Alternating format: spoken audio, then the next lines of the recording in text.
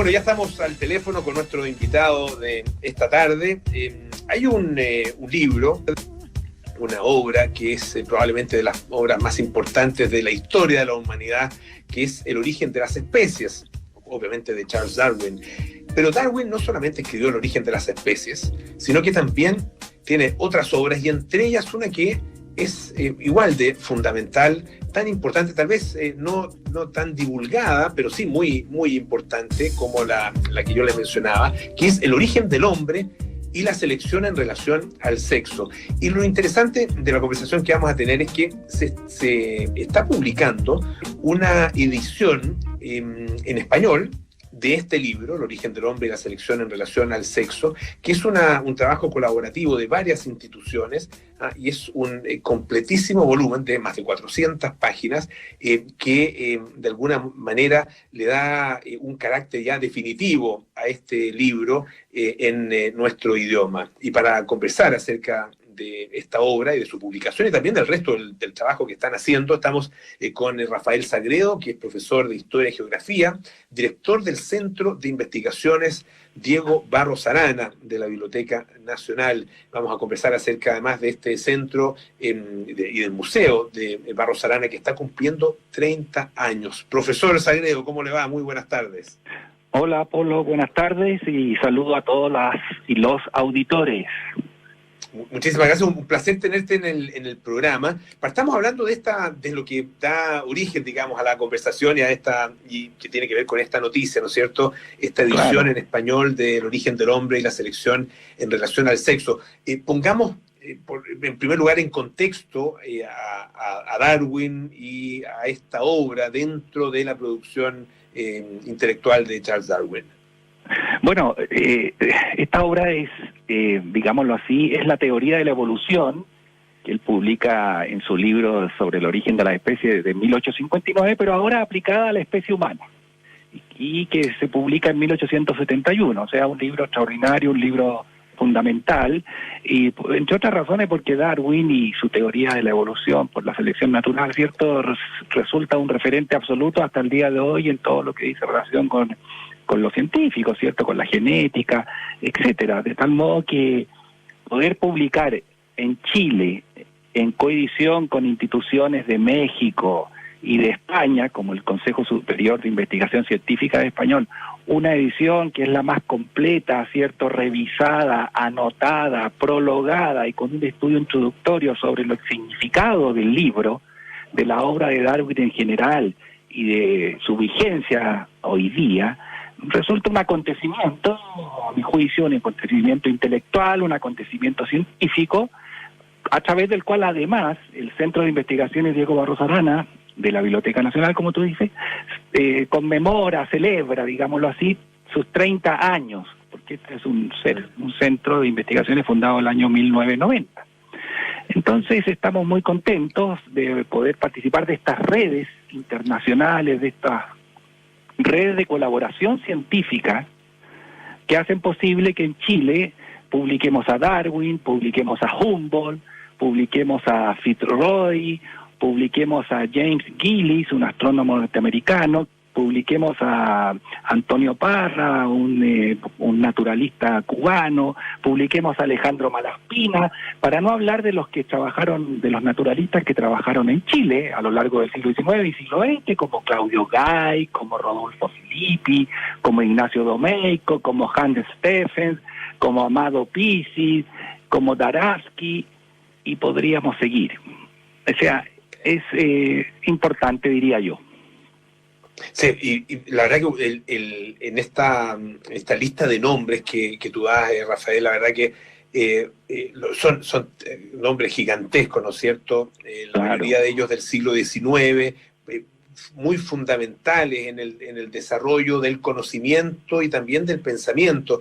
Y en ese sentido, esta obra de Darwin, El origen del hombre, es interesante porque de alguna manera es la aplicación al ser humano, ¿no es cierto?, de claro, a la especie humana, de la teoría a la de la especie evolución. humana, a la teoría de la evolución. Claro. Algo que para su tiempo era doblemente atrevido. Bueno, claro, tú sabes, Darwin viajó en su viaje de circunnavegación en el Beagle en la década de 1830.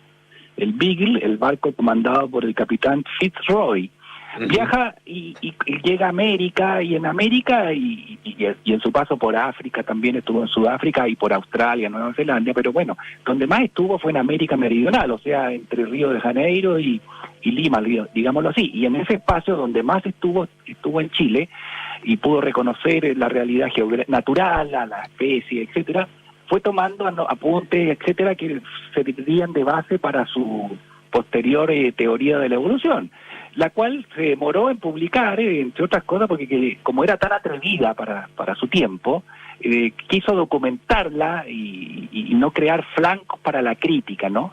Y bueno, y publica eso en 1859 y sigue trabajando para aplicar esto ahora a la humanidad, como te digo. Entonces, aplicar el mecanismo de la selección natural a la especie humana, en donde quizá una de sus nociones más atrevidas era el hecho de que la selección natural, incluida la del hombre, ¿cierto?, de la humanidad, era independiente de cualquier fuerza metafísica, ¿me entienden, no?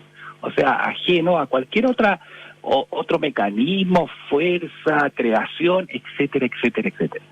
Y él, en este libro, como en El origen de las especies y muchas otras obras de Darwin, fue un autor muy prolífico, da diferentes ejemplos, casos, ciertas explicaciones que van, digamos, delineando toda su teoría y su contribución a la historia intelectual, científica de la humanidad, como una personalidad absolutamente indispensable de conocer. Para nosotros los chilenos, además, tiene el atractivo de que Darwin escribió su diario del viaje de un naturalista alrededor del mundo.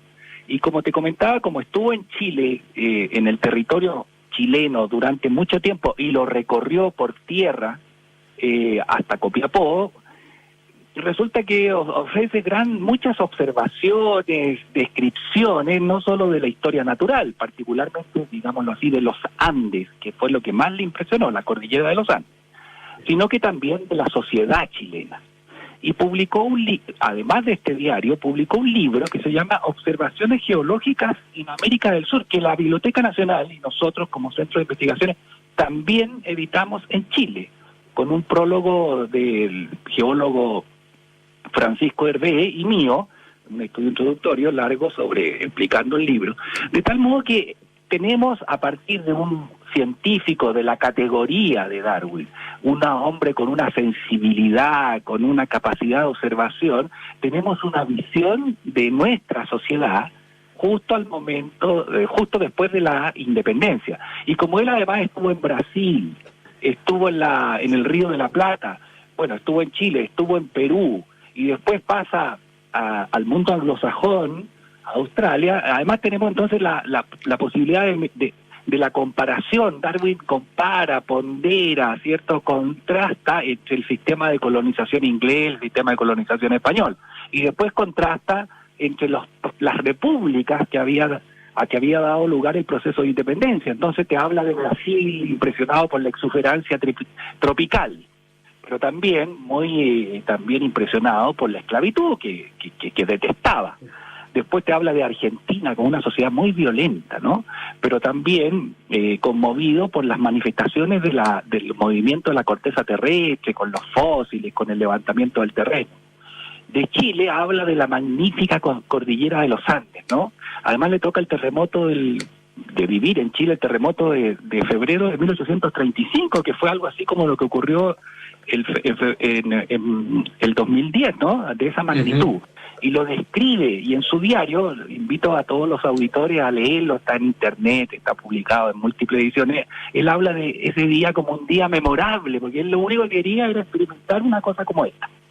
Y ahí, fíjate que una de las reflexiones que hace después de experimentar un terremoto, que él lo vivió en Valdivia, un terremoto que fue 8.6, dice en su diario, dice algo así como, lo que tenemos como lo más sólido, que es la tierra, se ha movido bajo nuestros pies. O sea, todo se puede cambiar, todo se puede mover, hasta las ideas más arraigadas pueden ser controvertidas y pueden crearse nuevas ideas, que es precisamente lo que que él va a terminar haciendo. Bueno, de ahí pasa a Perú, donde la anarquía y el desierto también lo impresionan. Entonces, es un observador que nos ofrece múltiples posibilidades de apreciar, y siguiendo un poco a una lectura de él de juventud, que había sido el diario de viajes de Humboldt, ¿no? Uh-huh. Claro. Y entonces tiene una visión que no es la visión romántica de Humboldt, pero que también nos conmueve por su sensibilidad.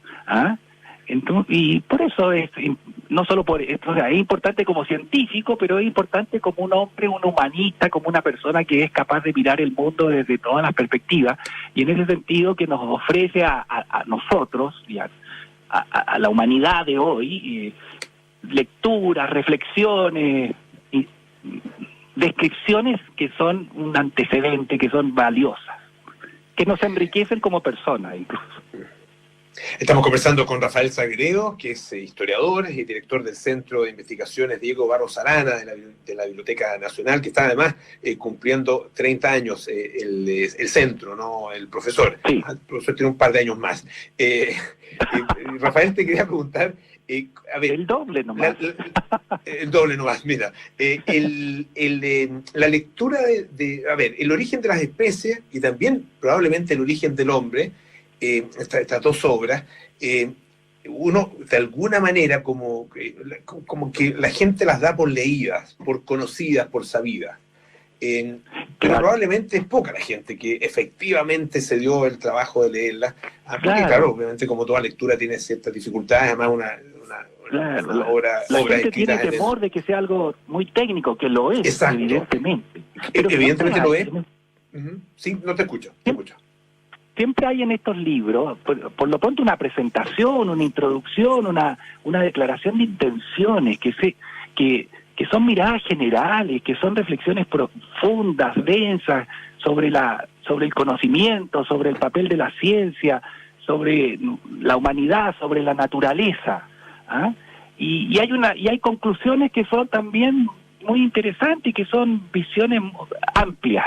Entonces, claro, uno pensará, yo no podré acceder a un libro así, tan técnico, tan científico, en el sentido de especializado, pero cada uno se puede encontrar, sobre todo, como te digo, en las presentaciones y en las conclusiones, en el colofón, cosas que van más allá de eso. Siempre pongo como ejemplo que Humboldt, que escribió un libro que se llama Cosmos, ¿cierto? Que es una descripción física del mundo. Y fíjate que las primeras 50 páginas de ese libro sobre los diversos goces que hay en la contemplación de la naturaleza. Entonces, claro, en esas páginas tú tienes una visión de un humanista, de una persona, ¿cierto?, que ve el mundo en toda su amplitud a tal nivel que es capaz de inventar el cosmos.